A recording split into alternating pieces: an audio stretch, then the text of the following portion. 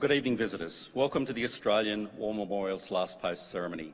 My name's Richard Cruz, and joining us today from the Royal Australian Air Force is Wing Commander Andrew Figtree. We welcome the veterans who have served, those that are still serving, and the families that support them.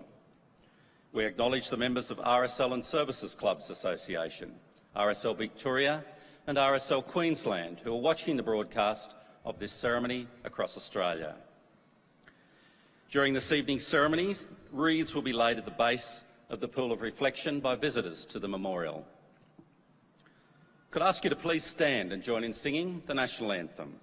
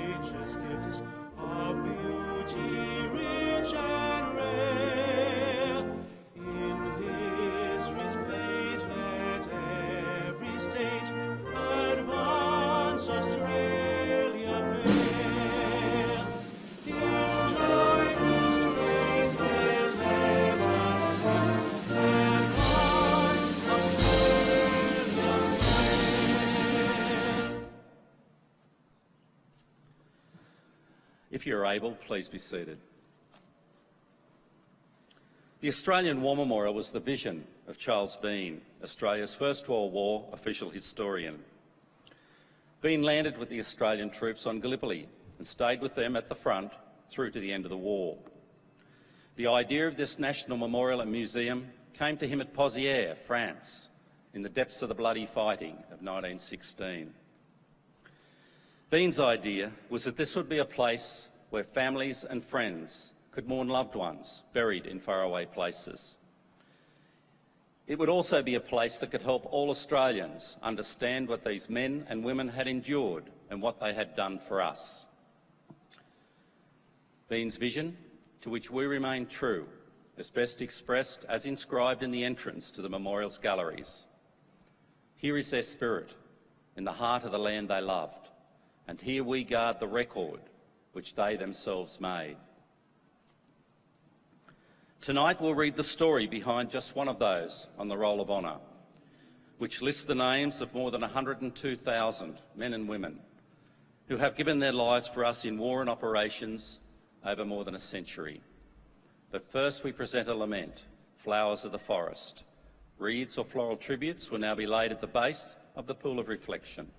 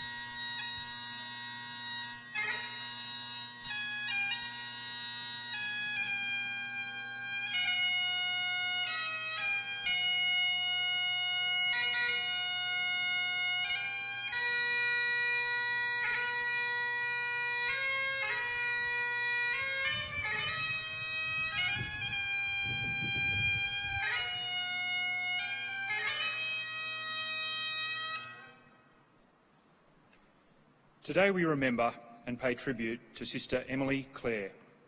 Born in Melbourne on the 11th of September 1890, Emily Clare was the youngest daughter of Peter and Mary Clare. She had 4 sisters and 3 brothers.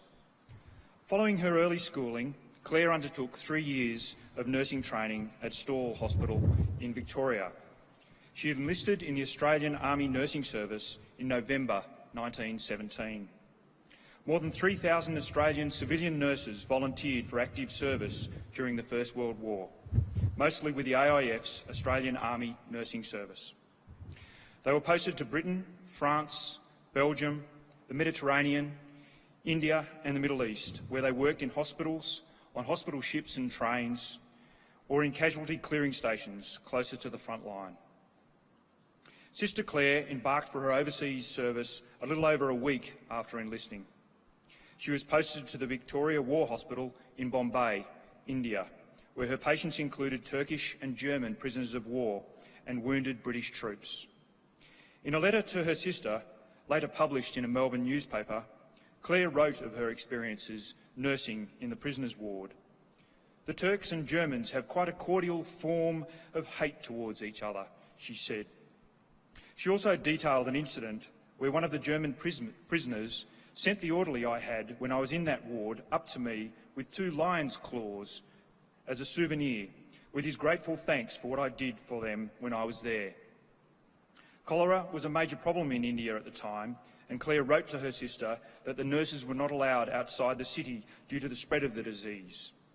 There were, she said, over 600 deaths in a week.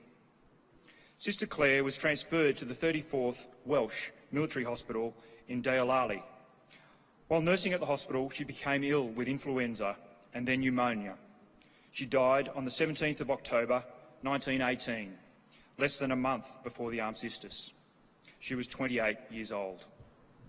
Sister Emily Clare is buried in the Deolali Government Cemetery in India. Her name is listed on the Roll of Honour on my right, among more than 60,000 Australians who died while serving in the First World War. This is but one of the many stories of service and sacrifice told here at the Australian War Memorial. We now remember Sister Emily Clare, who gave her life for us, for our freedoms and in the hope of a better world.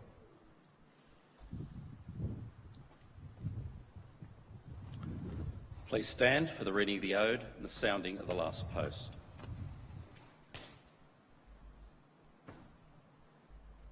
They shall grow not old, as we that are left grow old. Age shall not weary them, nor the years condemn. At the going down of the sun and in the morning, we will remember them. We will remember them.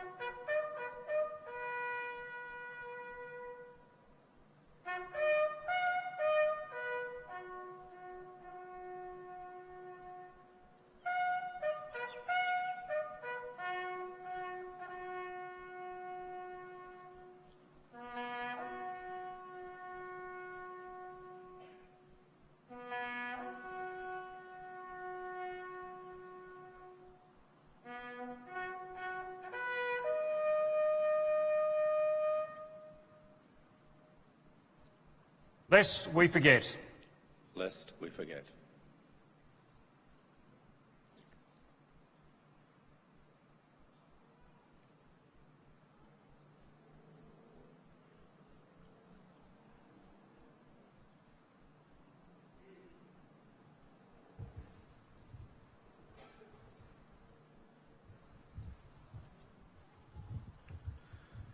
We leave you this evening with the words of the memorial's founder, Charles Bean. Many a man lying out there at Pozières or in the low scrub at Gallipoli, with his poor, tired senses barely working through the fever of his brain, has thought in his last moments, well, it's over. But in Australia, they will be proud of this. Ladies and gentlemen, girls and boys, that concludes the last post ceremony. We thank you for visiting the Australian War Memorial and wish you a very good evening. Thank you.